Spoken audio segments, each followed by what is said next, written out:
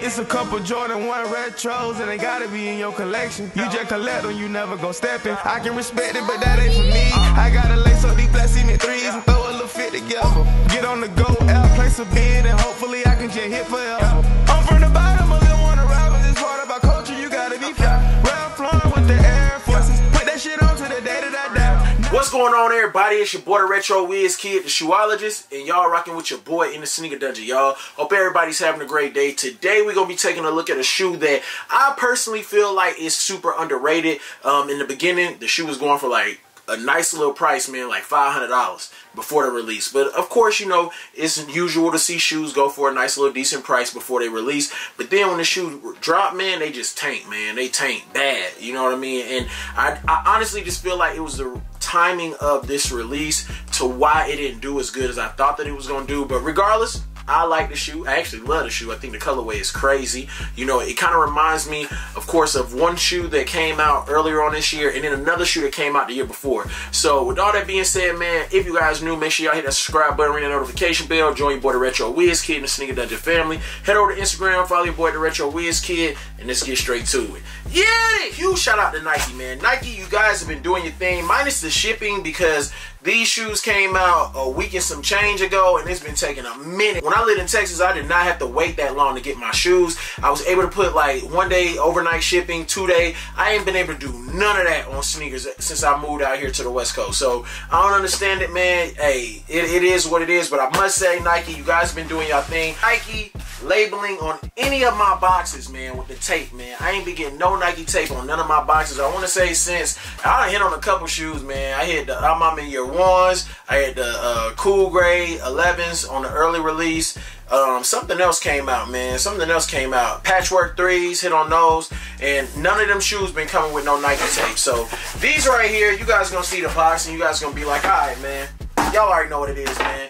I had to grab these bad boys. It was a must for me. I was gonna go to GOKU and pay that resale when I seen them tank, but I said, you know what? Let me go ahead and try that on sneakers like I always do with shoes before I go to GOKU and buy something. And I actually hit, man. I hit on these jokers, man. Super happy. This was one of those where you didn't have to, it wasn't a draw or nothing, you know, manually just going in, boom, boom, tapping and trying to get them junks. But these right here also looking a lot like with the box similarity to another shoe that came out earlier on this year, and that would be the prototype ones. So I know a lot of people was probably feeling like, man, I wonder if these would have had that cutaway on them and everything, but I like the way that they built this shoe though. And I mean, this shoe's different too. It's unique because of the way that they built it with the little lines so you can cut, but having the same box, it make you feel like, oh man, these was gonna be able to be cutaways as well. Now these do come with the brown tissue paper just like they did on the prototype ones, and right here, yes sir, my other lace fell off of it, man. I already looked at the shoes, G, but man, oh man, we have, let me move this out the way. Let me move this out the way. We have the Craft ones, man. These joints, man, these are super tough, man. And I love when Jordan, let me get the other one out of the box. Whoo!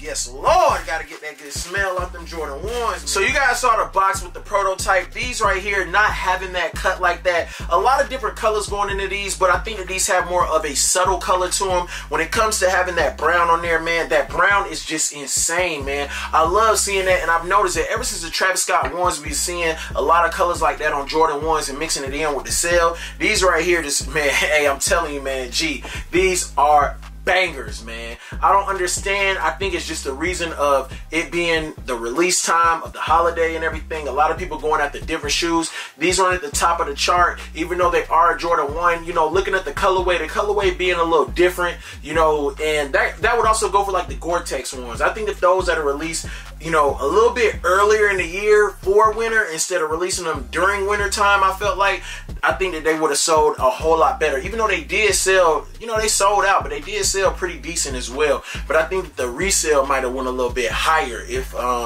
you know, they had to release at a different time to prepare. That's kind of like how Nike be dropping Halloween shoes on Halloween. Drop them release in September so people can have them for Halloween. But right here we have that black bottom on these jokers right here, and then you have that brown hit right here in the front, nice little suede right there, and then on the back you getting hit with that burgundy color right there. We had tone of green right there. That green is off the charts as well on these joints. These are filthy, man. Now you do have that 3M hit right here, and I thought that was unique, as well as having like a little 3M right there going along the toe box as well, and then having that sail. And it's not crazy that crazy tumbled leather on these. Now I do think if they had to put that tumbled leather on these bad boys, that would have set it off as well. I like how they mixed it up with that Wings logo. That Wings logo is crazy too on these jokers, man. I like the difference, doing things different. Now one thing that I will say that I thought was cool is just like how we saw the Royalty 12s, you have that same like quilt type inner sock liner right there for the shoe. And another thing that I thought was crazy is, you know, the subtle hit of that orange that we have on the shoe right here, getting that little tiny hit with these laces, man. These laces, the two-tone laces. Now this is my first pair of laces like this on a shoe in my collection. I'm gonna keep it a buck though, man. I think that they look, I put a knot in there, I think they look dope like this.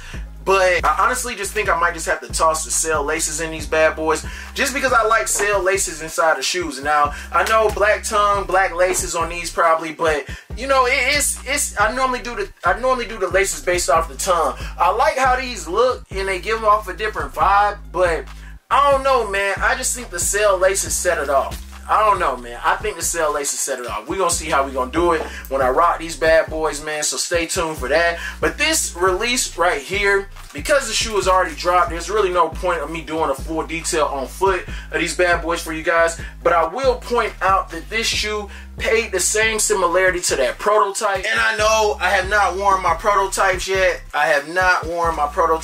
But same thing, man. Getting hit with the different colors and everything. You got the same little hits where it comes to having that 3M and then the reflective type hit on these. And then the differences being just the colorways, man. And then these having the little cutaway on them where you can cut around right there. But all in all, man, I definitely would say both of these shoes fire to me. And I think also switching out that sock liner.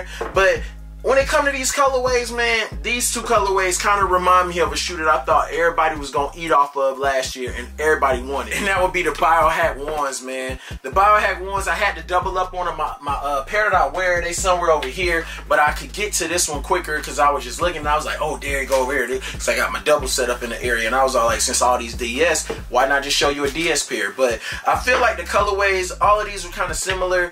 These slowly climbing in price. These, I don't think they're doing too much, but I think over time they will do good, and I definitely can see these going up as well. But all three colorways super fire. I really feel like this is probably one of the most slept on Jordan 1 colorways this year. I think that they just super clean. But comment down below, let me know if you guys picked up a pair of these jokers right here. It's your boy DaRetroWizKid. Stay tuned, man. Make sure if y'all ain't following your boy over on Instagram, follow your boy over on Instagram. Till the next video, peace, love, in Laguna Beach. Good luck on that bread drop tomorrow for the patent leather breads. And y'all already know how we rock. We out this thing.